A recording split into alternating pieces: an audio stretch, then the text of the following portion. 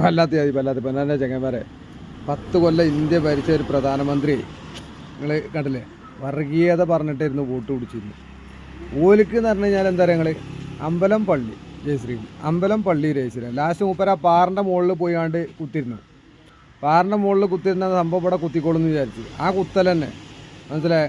ഇവരൊക്കെ വിചാരം എന്താ നിങ്ങൾ പണ്ടൊരാൾ പറഞ്ഞ പിന്നെ ഈ തിന്നൂല്ല തീറ്റിച്ചില്ല അറിഞ്ഞിട്ടില്ല നിങ്ങൾ.